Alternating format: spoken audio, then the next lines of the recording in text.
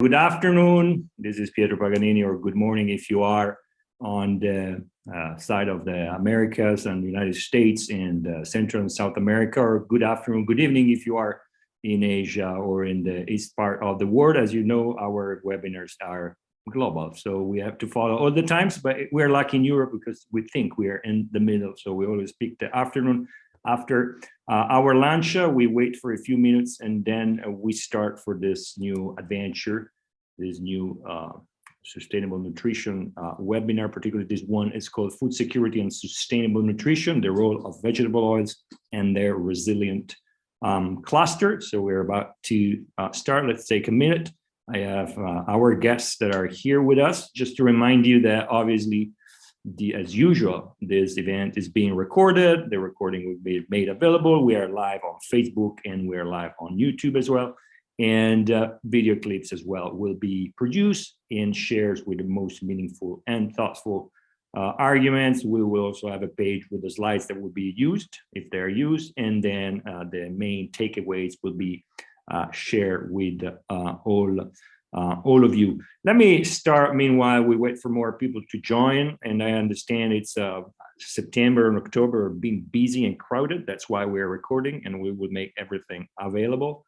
A lot of events, and today we have two events at Competere, but let me just show very briefly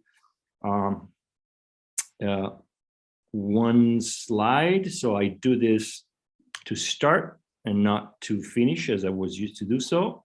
So don't forget that we have a few events coming up, and this is probably the biggest one, and I'm very proud because on November 3rd, we will be in Bali, Indonesia. Actually, I will be, not the rest of the team. I'm sorry for them, but the Sustainable Vegetable Oils Conference and three beautiful panels with high-level representatives from the main and the major producing countries and a lot of speakers from international organizations. But lucky you, if you cannot be in Bali, the event is being broadcasted online, so all the information on our website. Likewise, don't forget that today, after this event, if you are in Rome at 5 o'clock, there's a happening or a small roundtable at the Embassy of Malaysia. We'll be basically covering the same issue and how vegetable oils are helping in achieving the Sustainable Development Goals. I also like to remind you, meanwhile I stop the presentation here, I like to remind you that this event is part of the ASBES week or month for the Festival del Sviluppo Sostenibile, and particularly the week of the month of the SDGs achievement. And we wanted, and we couldn't miss the opportunity to explain how vegetable oils can help in the achievement of the Sustainable Development Goals. And today here with me, so we can start, I see that more people are joining. We're already at 3 o'clock, 3.4 o'clock here at Central European time, summer time. Today with me, I have three beautiful, and I say beautiful because they're really beautiful people.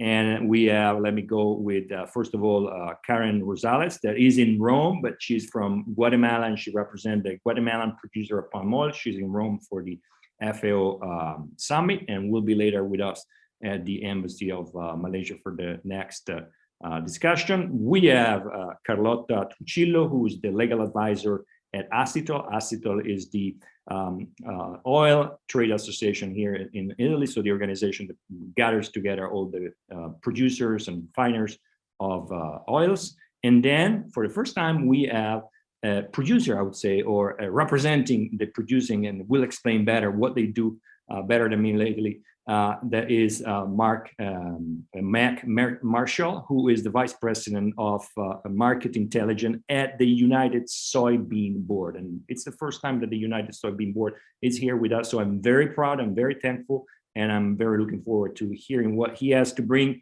to us. Let me go back for my starting point to the few slides, because I really wanted to show more slides, but very, very briefly as an introduction. So here we are again, you can see my slide.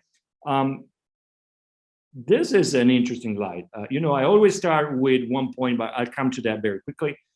This is the food price from 2020 to today in the United States. So you can see how prices have been climbing up. I use the US, I can use any other country, but since Mac is here with us, I wanted to show how prices are going crazy, but not just in the United States.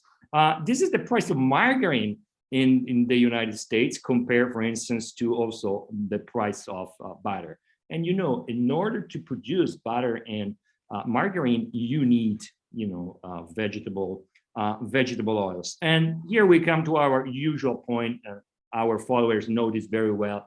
Our starting point is we don't want to save the planet. We cannot save the planet, but we want to make sure that we can feed the planet. And as you know, 8 billion people, actually more than 8 billion people, that if we calculate the calories per day, the kilocalories makes over 19 trillion calories per day. Where do we take these calories? You know, from many ingredients, proteins, and vitamins, and fat, and saturated fats as well. So we need vegetable oils. How we can produce these vegetable oils in a sustainable way? Translated, how can we produce them without impacting too much over the planet? We know that we will always impact on the planet, but our goal is to find out policies that can help the industry and the market to reduce the impact on the planet, on the reduction of biodiversity, degradation of the environment, and of course, deforestation. But on the other side, we also want to look at the social rights, you know, worker rights, individual rights,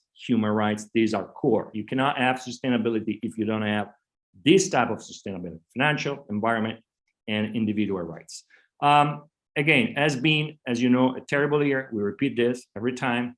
We have a climate crisis. We have a big, gigantic problem with global drought around the world, in Argentina, here in Europe, partly in the part of the US as well, in part in Asia, La Nina, El Nino. I don't need to repeat these things. The conflict in Ukraine with the reduction of production of sunflower. Some numbers last week were saying minus 30% sunflower oil being produced and exported to the rest of the world. And that seems to be a very optimistic interpretation. Let's see whether hopefully it will be true. We hope that this conflict will end early and that farmers in Ukraine can go back and do their job as they were doing brilliantly. And then of course the pandemic with the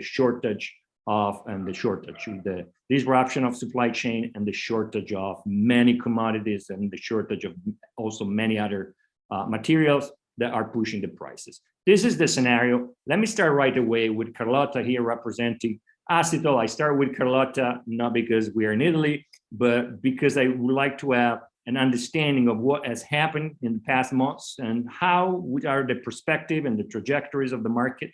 And then also the big question is, how are we dealing with this crisis in being able to make resilient and sustainable supply chain? So Carlotta, floor is yours. Smart brevity, I absolutely was not short.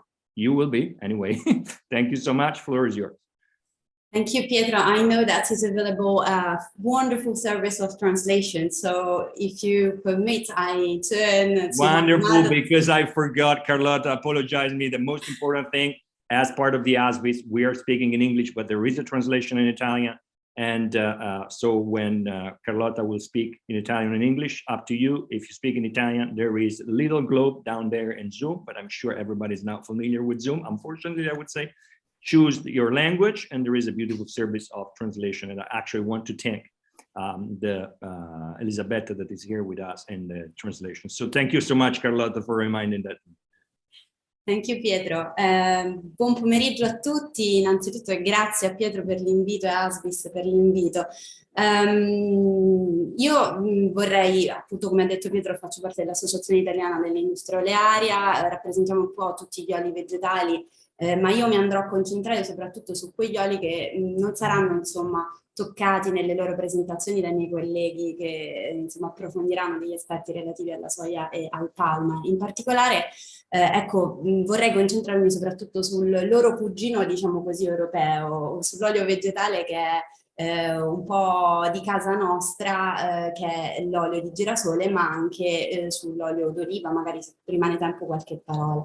Perché in realtà tutti gli oli vegetali si sono un po' trovati nello stesso calderone in qualche modo in questi 2 anni di pandemia prima e poi appunto di crisi delle materie prime, di crisi energetica, quindi tutta la produzione ovviamente ha subito delle difficoltà appunto che sono stati comuni non soltanto a tutti gli oli vegetali ma un po' a tutto il mondo, in Europa in particolare negli ultimi mesi, soprattutto perché noi subiamo in qualche modo anche in Italia e soprattutto l'olio di girasole quello che è diciamo quello che sta succedendo in Est Europa e quindi la crisi russo-ucraina in qualche modo. Sostenibilità è forse un concetto che è molto familiare, soprattutto nell'ambito alimentare, agli oli vegetali, perché diciamo che siamo stati un po' sotto la lente di ingrandimento, insieme sicuramente ad altri prodotti sin da subito dal punto di vista della sostenibilità. Siamo un po' stati precursori, diciamo, di quello che oggi in Europa è un concetto che si sta strutturando in maniera legislativa,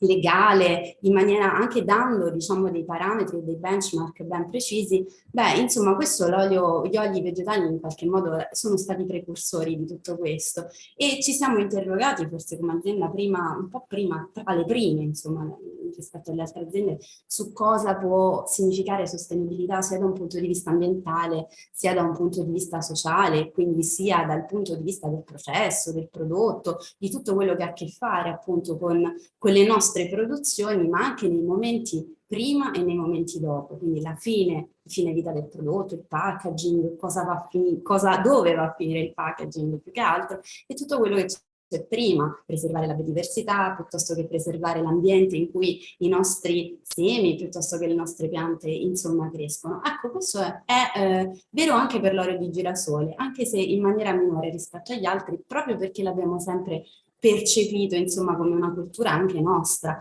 In Toscana, in Italia, in centro Italia, quanti diciamo, piantagioni e terreni con il girasole troviamo? Tantissimi, fanno quasi parte del nostro paesaggio italiano. Certo, la produzione italiana rispetto al fabbisogno italiano è, diciamo, molto minore, però è una cultura che si trova in generale in Europa, soprattutto in Est Europa. Il nostro primo fornitore di olio di girasole, di semi di girasole è l'Ucraina, che è anche uno dei primi produttori, diciamo, mondiali da questo punto di vista.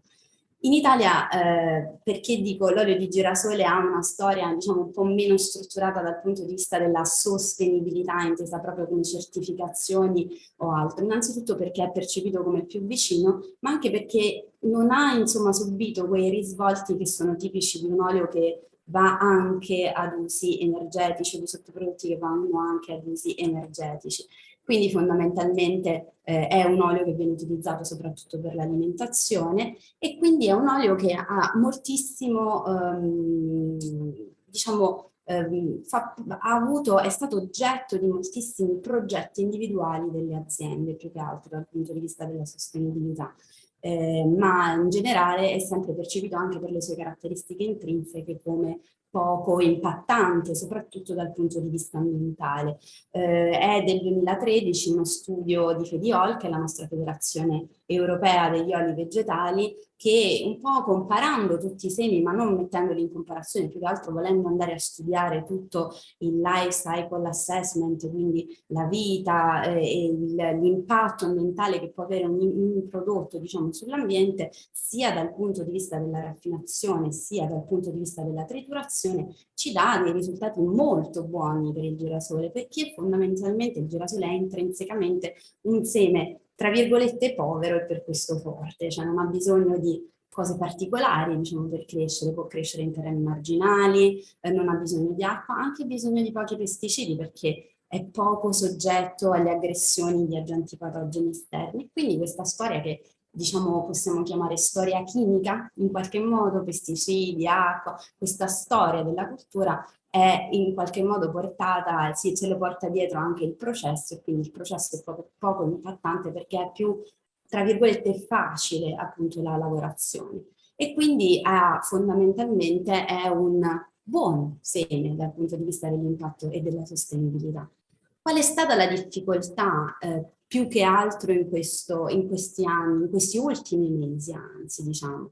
Perché abbiamo detto che l'olio di girasole, come tutti gli oli vegetali, come tutte le commodity, sta subito moltissimo appunto la crisi pandemica e soprattutto la crisi logistica e di prezzi e di aumenti delle materie prime che hanno subito gli altri oli vegetali, quindi assolutamente niente da dire su questo. In più abbiamo però dovuto rievocare in qualche modo un concetto che noi avevamo un po' seppellito nei libri di storia, no? Che è quello di sicurezza dell'approvvigionamento, inteso non più come food safety, cioè noi in Italia usiamo la stessa parola in italiano, no? Sicurezza alimentare per noi può essere sia food security sia food safety. Sicurezza alimentare in termini di sicurezza di approvvigionamento era qualcosa che in Italia, in Europa, forse nel mondo non abbiamo più idea di cosa sia. Abbiamo avuto la percezione durante la guerra in Ucraina, perché proprio immediatamente dopo lo scoppio, quindi con diciamo l'imperversare della guerra nei territori che sono a vocazione riproduttiva di girasole e il blocco dei porti, c'è stata una crisi proprio per quanto riguarda l'approvvigionamento di olio di semi di girasole e di semi di girasole. E ovviamente sembrava una tragedia, diciamo, sui giornali, era una tragedia, perché pensate, per la prima volta nella nostra storia far fronte a tutta una serie di difficoltà nell'approvvigionamento di qualcosa che è fondamentale per l'alimentazione, ovviamente. Ed è quasi stata una rivelazione a tutti i livelli istituzionali e del consumatore pensare a quante filiere alimentari si reggono sul piccolo seme di girasole, ma potremmo dire anche tutto il resto, anche sulla soia, moltissime sulla palma, eccetera, però in questo caso appunto sul seme di girasole. E quindi la filiera mangimistica in crisi, la filiera del bakery in crisi, insomma tutta una serie di filiere che per la prima volta era così semplice pensare che si reggessero appunto su questo tipo di produzioni e poi improvvisamente ci siamo trovati di fronte proprio a doverlo capire, a dover capire l'importanza che riveste nella filiera agroalimentare, ma più in generale in un'economia moderna, appunto l'olio vegetale, diciamo parlando in maniera generale. Come abbiamo fatto fronte a questa difficoltà primaria, anzi direi, che non era tanto quella di dare prodotto sostenibile quanto di dare prodotto, semplicemente. Beh, c'è stata una difficoltà obiettiva, ovviamente, perché stiamo parlando di guerra e non soltanto di rincari, e le nostre aziende si sono messe in prima fila a dover non soltanto in qualche modo negoziare con i propri clienti, ma cercare di sobbarcare anche, di sobbarcarsi costi maggiori, rischi maggiori di far uscire fuori il prodotto, diciamo, dall'Ucraina. E a un certo punto però c'è stato anche il momento della consapevolezza, no? E il momento della consapevolezza è stato quando, avendo capito l'importanza appunto dell'olio vegetale, in particolare del girasole, abbiamo cercato di ragionare con le istituzioni dicendo bene, cosa possiamo fare a questo punto per evitare che in futuro questi rischi si ripresentino e soprattutto cosa possiamo fare ragionando alla luce di concetti nuovi che non conoscevamo fino a 70-80 anni fa, cioè la sostenibilità con gli strumenti che ci sono. Naturalmente per l'olio di girasole e per il girasole in generale, quello che è stato un po' il leitmotiv di tutte le iniziative delle singole aziende è stato lo sviluppo e l'ammodernamento delle tecniche agricole e lo sviluppo di una sorta di ricerca in campo, di quella di cui noi parliamo sempre, che è l'agricoltura intelligente, no? Aumentare le rese con il minimo sforzo, con il minimo impatto ambientale, però appunto dando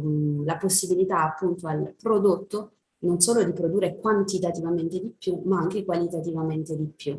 Carlotta, thank you so much. You gave a beautiful and passionate understanding or comprehension of what is happening in Italy. And again, you know, in Italy as well in Europe, when the war started, since we depend very much on Ukraine for many, you know, not just sunflower, many other commodities, we in a way were very, very much concerned. But it seems that thanks to the work you guys did, but also the work that the industry and each company has done, this is being overcome. But I come back with you later because I have a question specifically on sustainability, the reason why we are within or hosted by ASVIS here on the SDG attempt or achievement is because we are talking about supply chains that are being resilient, as you discussed, but also sustainable. But let me turn to Karen Rosales, who is the executive director at Grey Palma, and we have defined Grey Palma or Guatemala as a rising star in the production of many commodities, but particularly the commodity of palm oil. Karen is actually, as I said, here in Rome with us, not very close to, not here with me, but soon again we'll meet at the next conference as a side event of the FAO summit. And Karen, as a presentation, thank you very much for being here. Thank you very much for being physically here, particularly at the FAO. Karen, in a way, you are far away from the war in Ukraine, so you were not affected. And I'm very disrespectful toward Ukrainian people, but in a way, you were also here to provide the hole that has been opened by the lack of supply from Ukraine. And the good news is that you've been growing very fast. And what has amazed me is the capacity that you have to improve the productivity, the yield per hectare. It seems that you are the best in the world, looking at these numbers, at least in the, obviously, palm oil supply chain. So if you can tell us how you can be so successful, that would be terrific. Thank you, Pietro, for this opportunity. And I'm happy to be here. As you say, I'm now in Rome participating in the World Food Forum, which is an event that also the food security and sustainability words and topics are being discussed very, very in an interesting way. So I will support my presentation from some graphics, and I'm going to start to let you know that all of us, I'm pretty sure that all of us are users of palm oil. That is the most used vegetable oils worldwide. If you brush your teeth today, if you took a bath today, if you have lunch, have dinner, I don't know what time of this day are you right now, but I think you already use palm oil because it is the most versatile vegetable oils worldwide. And let me talk to you about a little bit how is the supply of oil crops of vegetable oils, because we can now have all the perspective of how it is growing, or maybe share to you that we are, as a producer countries, we are not growing as fast as the consumption of vegetables oils demands to grow.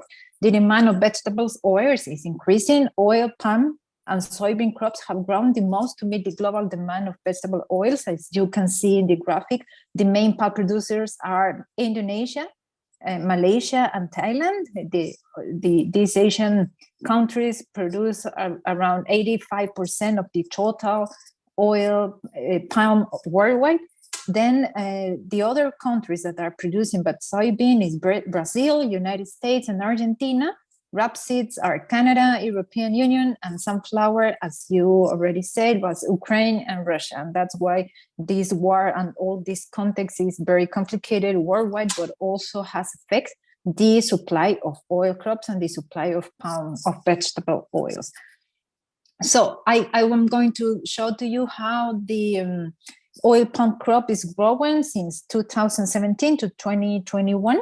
Oil palm is a crop that, due to its oil yield capacity per area, as Pietro said, Guatemala is the most productive country producer, the most productive producer country of palm oil worldwide. We are now producing around 6 tons of palm oil per hectare. Meanwhile, in the other countries, the median is like 3.5 tons per hectare. But the oil palm has been the main sustainable option to produce oil to meet the different needs of the world market. According to some data from the USDA and FAO, by 2021, more than 25 million hectares of oil palm cultivation are established. So let us know which are the main producer countries of palm oil. Indonesia has more than 12 millions of hectares of cultivation, which represent the 48% of the total cultivation worldwide. Then is Malaysia with more than 5 million hectares, and Thailand with more than 1,000 hectares. Nigeria is the main producer of oil palm in the African continent, with a cultivated area of more than 3 million hectares, which represents only the 12% in relation to the cultivation established worldwide. Specifically in Latin American side, the country with the largest area of plant palm cultivation is Colombia, with more than 500,000 hectares. That represents the 2% in relation to the world cultivated area. And as you can see in this graphic, you can find Guatemala. Guatemala actually has a 180,000 hectares, which is equivalent to less than 1% of the global crop. I recently participated in an oil retreat conducted by LMC in London, and they talk about how is the supply of vegetable oils changing. You can see in this graphic the growth of the oil palm area that has slow while yields remain similar. When analyze the behavior of the largest oil palm producer, which is Indonesia and Malaysia, it is observed in my picture on the left side that in recent years, the internal growth of the rate crop ranged between 1 and 1.5, while yields remain similar. We are growing not in area, but in efficiency. That's what in Guatemala we are trying to do, by the adoption of new technology, by the increasing the extraction rate, and by the implementation of the best agricultural practices all over the crop. But we have to talk about an issue that is relevant to this topic, is the global regulations. I have been in Brussels last week with the delegation from Guatemala, with the Chamber of Agriculture, and we have around 28 meetings with some members of European parliaments. And it is really hard how is this topic being structured to the future, because with the global regulations mainly established by the European Union and also by the United States, for example, the use of biofuels will increase, estimating to go from 211 million tons of vegetables oils we are around that kind of amount right now, to 300 million tons by the year 2040. But how it is possible if all the global regulation are, not allowing, for example, the production of palm oil, or speaking that palm oil production is not related to sustainability? I can share to you one of the experiences of the last week. For example, one parliamentarian told me, really, it was a really hard moment, because she told me, okay, let me see, how do you, it's something like, how do you dare to put in the same sentence the word palm oil and sustainability? How do you dare to do that? Because everybody thinks, or not everybody, but many people think that the problem is palm oil itself. But it is not right, because it depends about the business model and the kind of production model that is the palm oil producing by. So, considering this complex context, I can resume these 4 statements. For example, the pandemic demonstrates, of course, that the use of palm oil and other oil vegetables is essential for food security, and it is very important to ensure the manufacture of essential products. All the cleaning products that we are using since the pandemic are mainly based with the use of vegetable oils. The global shortage of other oils, such as sunflower, as my colleague before told us, due to Ukrainian and Russian war, show that market restrictions are not sustainable decisions, that are not the way to promote sustainability. It fights against the same sustainability. Palm oil can be produced sustainably, and in Guatemala, for example, more than 70% of the total volume of palm oil produced is shown to be produced under international certified sustainability standards, such as RSPO. Maybe later I can show to you what are we doing in Guatemala in terms of the sustainability production, and how RSPO assured that we are producing in that way. On the other hand, the regulations that are being defined mainly in the European Union can become market barriers, or also obstacles to trade, and discourage the value chain from implementing sustainability practices. That all of this is contrary to what they seek, to what those regulations seek to promote sustainability. And on the other hand, this same regulation in the future may create a debate between food security and energy security. As I shown in the graphic before, we are thinking to grow in the production of biofuels. We are thinking to go from 200 million tons of vegetable oils to 300 million tons in the next 10 years, and we are not growing as fast as the consumers are demanding it. And globally, vegetable oils are not growing, as I told you, at the rate that population and consumption are growing. So we have to make maybe a stop and think about, okay, we are speaking about sustainability, we are speaking about global production, and vegetables oils are important for food security and also for nutrition security, but we are not, that designing the regulation and the decisions that we are making right now are not for the future that we want to have. And that is food security, the development of the people, the wellness also from the people. And that's something that we can discuss, because it seems that many of us are working to different ways and we are not at the same picture right now. Maybe later, Pietro, I can share how Guatemala is working right now on sustainability, talking about a little bit. Absolutely, Karen.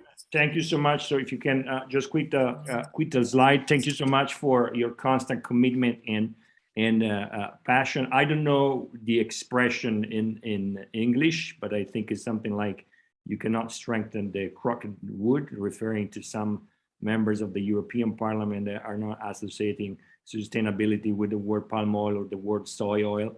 That's the way they are done, and we accept them, but we will always be here with our rational approach and science-based approach to show how we can produce more sustainably. And our goal is not to save the planet. I said at the beginning, we're here because we want to help, providing the 8 billion people with a very healthy and a very balanced diet, because people has the right not just to get food, but to get food in a balance and in a healthy way. And in this case, we need absolutely the presence and the competition on one side, but on the other side, the positive competition of all the vegetable oils. You mentioned palm oil, but with soy, the European Parliament and European institutions are not any softer. So that's why we are here, Marcia, for the first time with us, representing the producer of soy and soy oil. So Mac, I read the very sometimes pessimistic reports about climate change, global drought, particularly affecting the United States.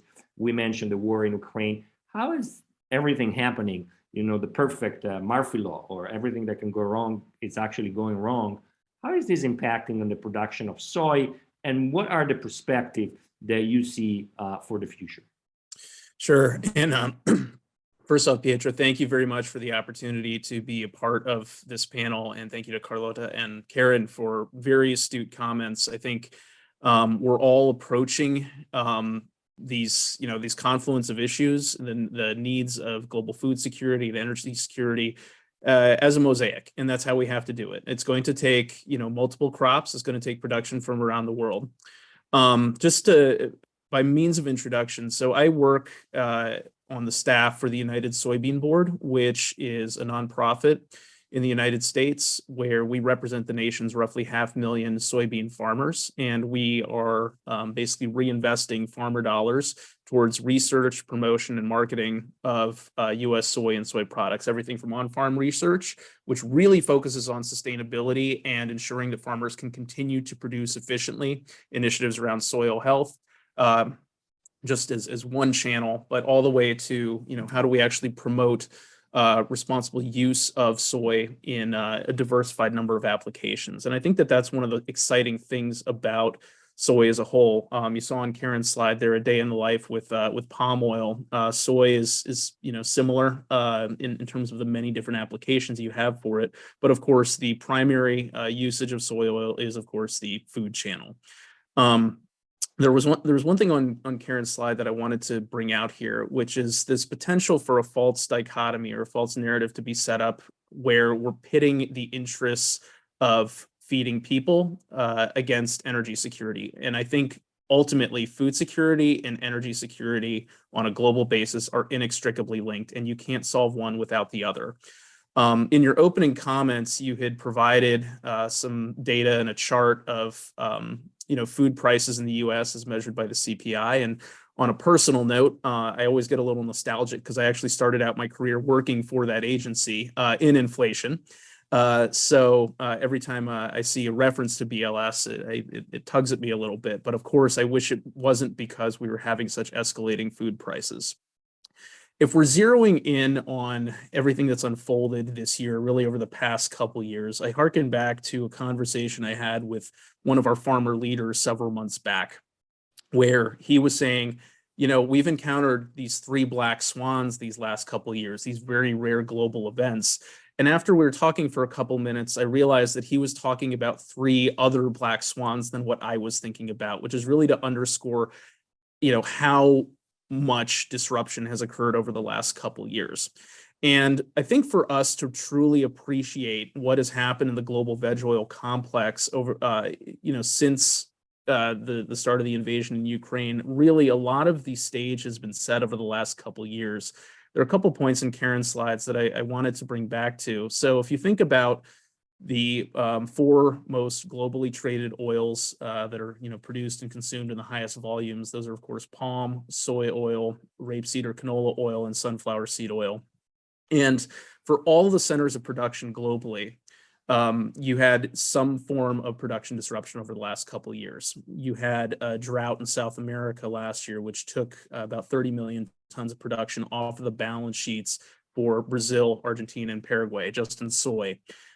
In Canada last summer, we had a drought across the southern prairies, which really hurt canola production. A couple of years ago, across the EU, Ukraine, and Russia, the sunflower seed crop was short, again, due to weather pressure. And then, as Karen's slide showed, for Indonesia and Malaysia, we've been in this period of stagnating to overall declining yields and productivity in those 2 countries, which produce over 80% of the world's palm oil. So you put all that together, and we were really entering 2022 in a globally tight environment. So when the conflict took off in Ukraine in late February, and introduced a whole lot more risk premium to the market, we were coming from a tight inventory position, and prices really started to skyrocket then. But a lot of the table had already been set before that. And certainly I think the place where we're going to go first when we consider Ukraine's role as a global supplier of grains and oil seeds is going to be, the human condition. It's going to focus on food security. Since the start of the war, if we go back a year, if we go back to November of last year, and you look at, analysis by Grow Intelligence, and you look at analysis by the World Bank, the world had about 1.2 billion people in a state of food insecurity based off of purchasing ability. Those numbers by May, after a couple months of the conflict, had risen to 1.6 billion people, which is absolutely staggering.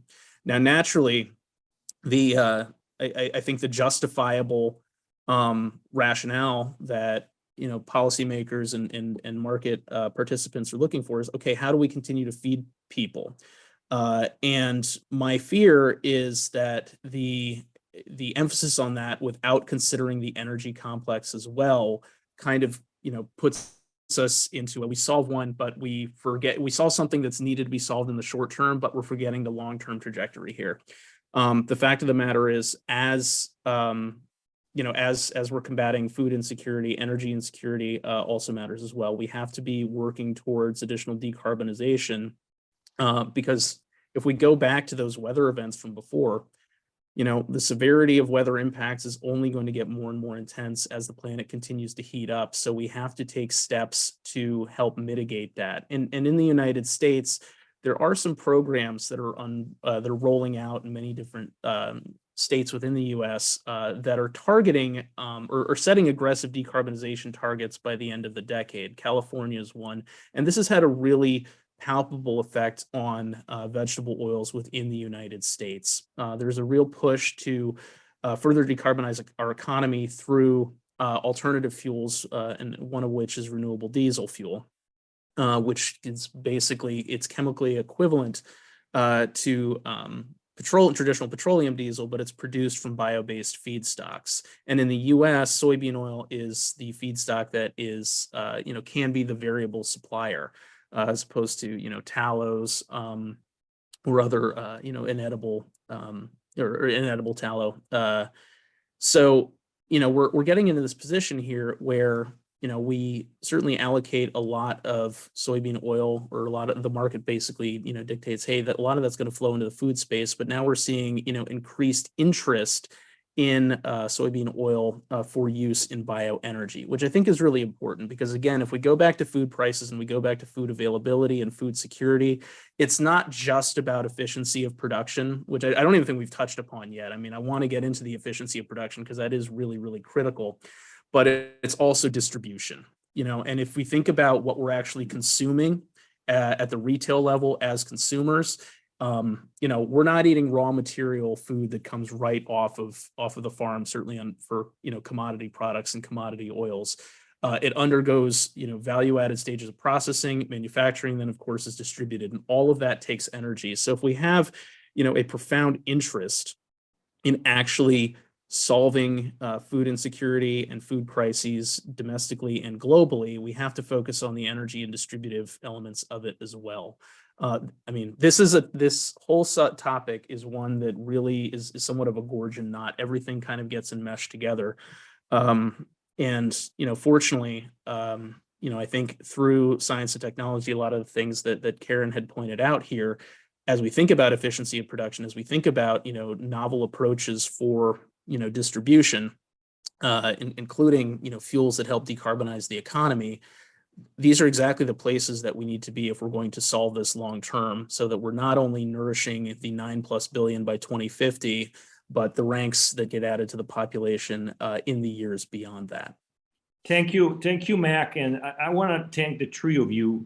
We have the last 15 minutes in our smart brevity. I took basically 45 minutes as introduction myself, but you guys did an excellent job in such appeal in bringing so many concepts in. I like, Mac, very much that you create that intrinsic link between energy and between food and use. It's both energy for things, as I like to say, energy for us, for moving our brains and our body, and the two are going together. And often the prices of food are growing. I remember some time ago a Malaysian producer saying we should probably use more for food and less for energy to reduce the pressure over prices. You mentioned correctly, and thank you for doing that, the issue with distribution, because that is obviously pushing on the demand and offer and on the prices. And of course, distribution is the most gigantic issue in developing or unfortunately poor countries, and in a way to access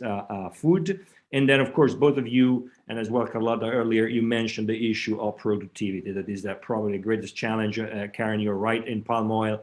That is very different in terms of production from sunflower and soy. It's very hard to increment the productivity because of the physiological nature of the type of plantation, but is the biggest challenge because productivity has been there at the same level. Actually, in some cases, was reduced. But guys, we are as part of the Festival of Sustainability, thanks to the ASBIS, and the goal is how to achieve the SDGs. And I know following some presentations and some of you, but also other oil producers have been, showing off how many of the SDG can be achieved. So I will go back to Carlotta to hear from you how, sunflower, olive oil, what is produced here in Italy, but also what is imported here in Italy is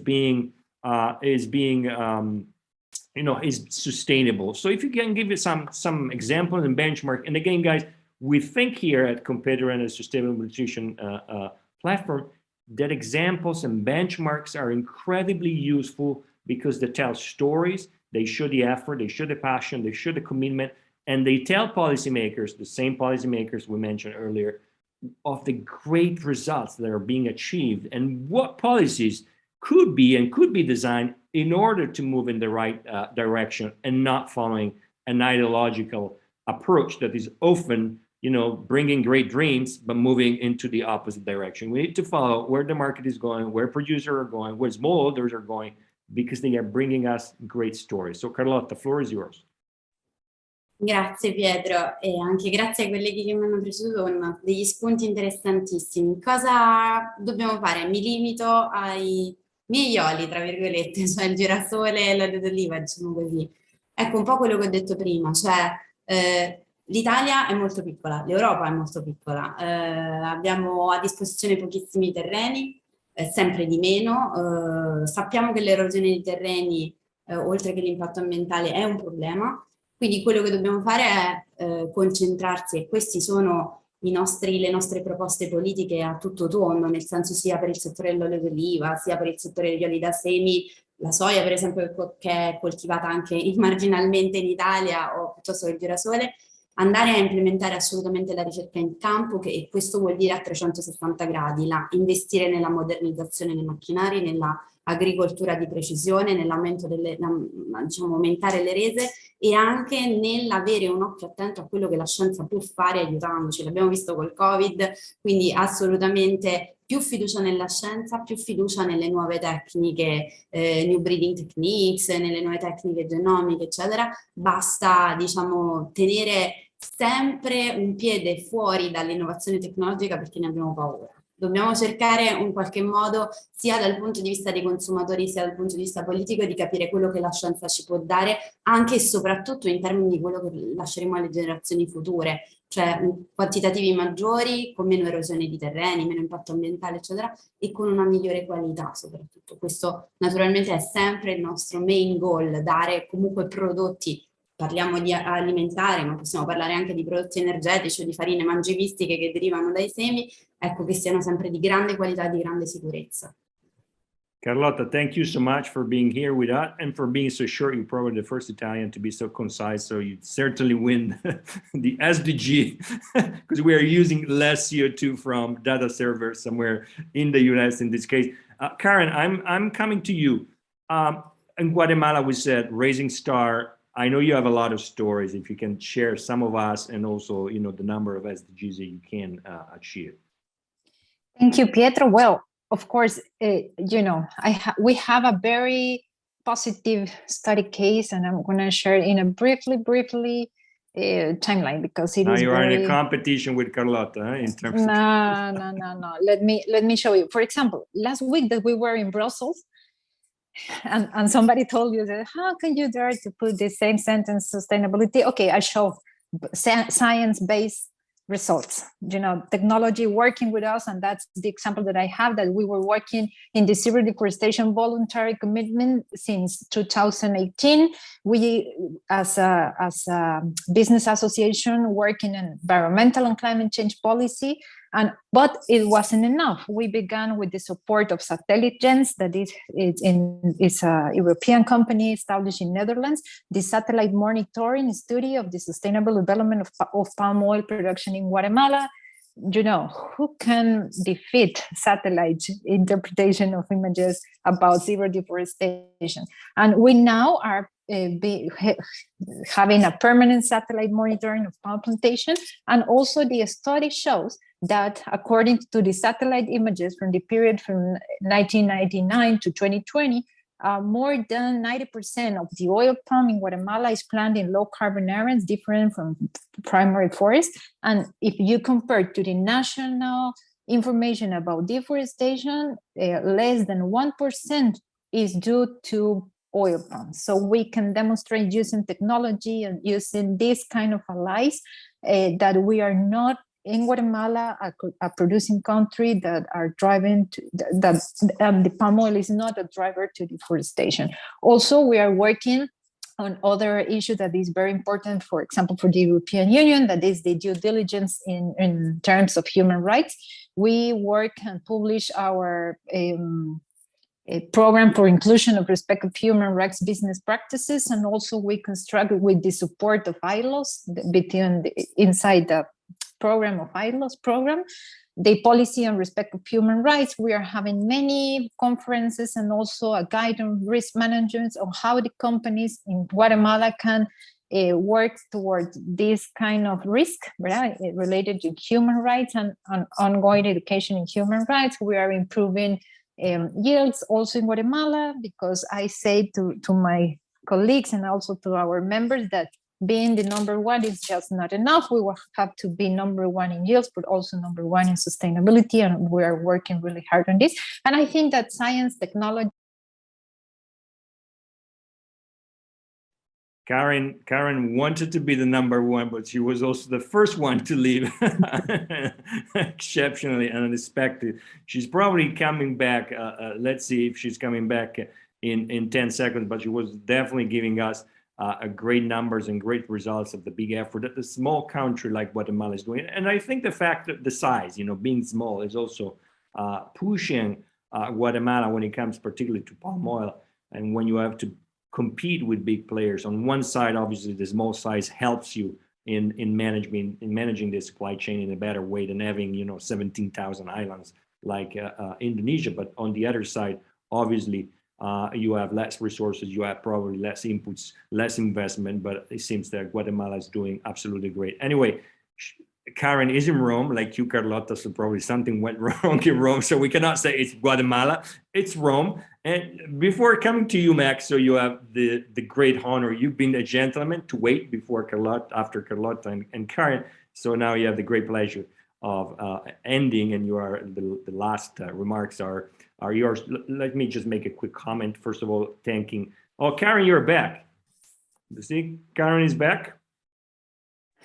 Oh, I'm so sorry. That's Don't because worry, I'm talking it's the beauty of being online. It never happens, in a physical room. You don't see people disappear. Oh, come on.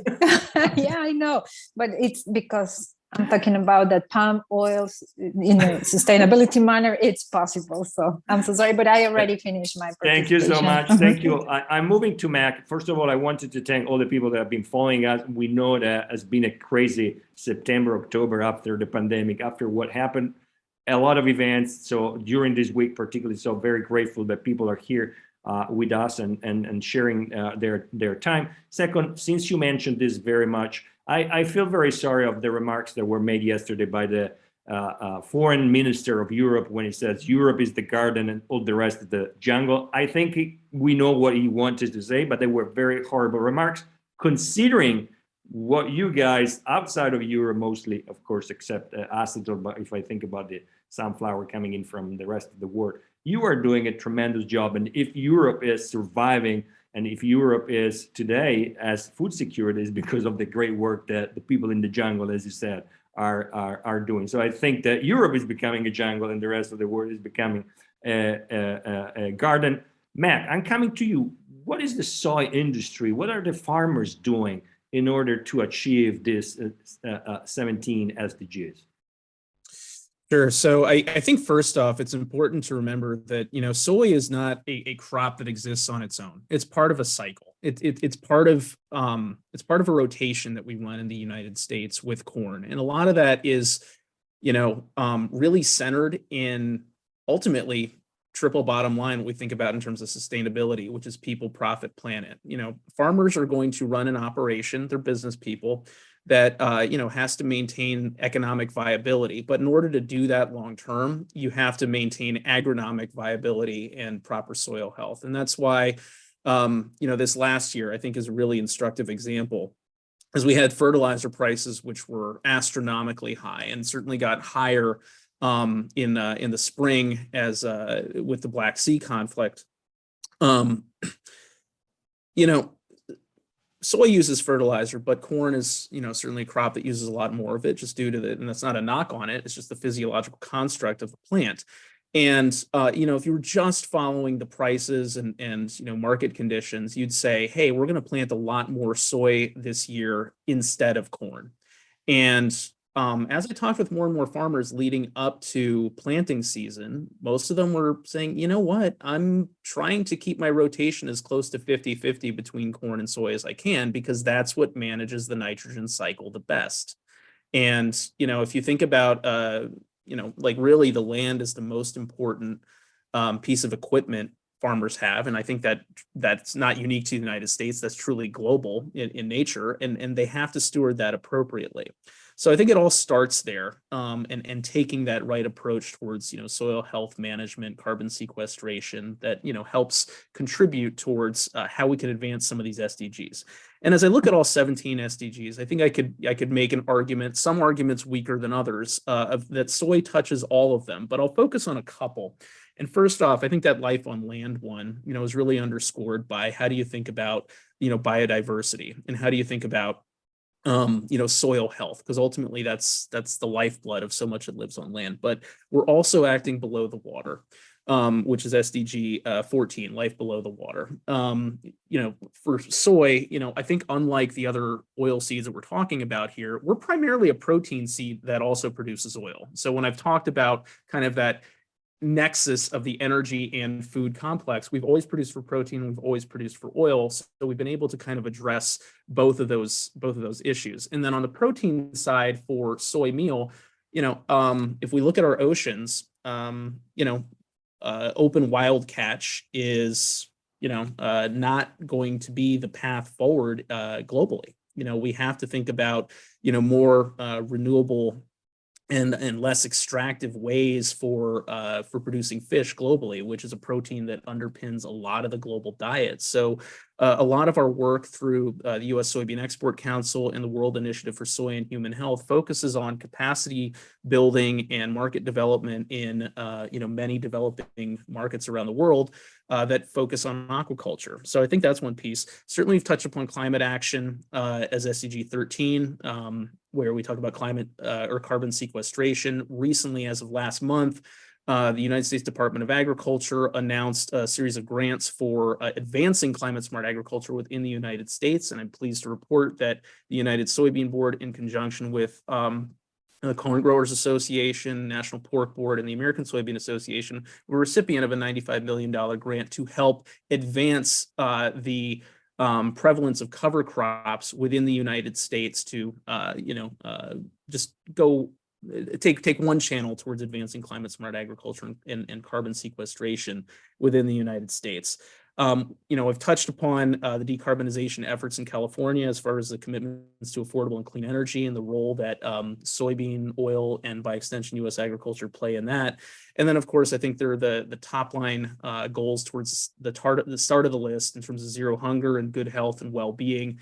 That's anybody who's focused in food crop production. I mean, that's really the epicenter of it. So, we're continuing to work towards advancing food security and mitigating hunger globally. I hope those stats that I quoted earlier in terms of global food insecurity and the prevalence of it, that we get back towards reversing that trend, because we were on a good trend, for a long time, and our hope is that we can continue that downward trend towards eventual zero hunger. Thank you so much, Mac, and thank you for being here. That was the first time you are Mac Marshall from the United Soybean Board with us. There was also Carlotta Truccillo, legal advisor at Acetol, and Karen Rosales, who is the executive director at Grape Alma. This was food security and sustainable nutrition, the role of vegetable oils, and their resilient cluster as part of the festival for the achievement of the sustainable goals in the Sustainability Festival organized by the ASVIS. I want to thank you guys for being here with us. I also want to thank our interpreter, Elisabetta, for supporting us. I want to thank my team, particularly Carola, for making this possible, and all the rest of the guys here at Competere, because we're really doing a lot of things. Everything is available on our website and on our social channel. But let me thank particularly everybody that's been here with us. Our purpose is to try to change and influence policymakers and policing so that we can build a more free, open society and prosperous world, particularly with our help and the help of our guests, Mac, Carlotta, and Karen. Thank you very much for being here with us. And to everybody, have a great time and a good evening or good day in the case you're in the US, or good afternoon if you're in Rome, or wherever you are. Good luck.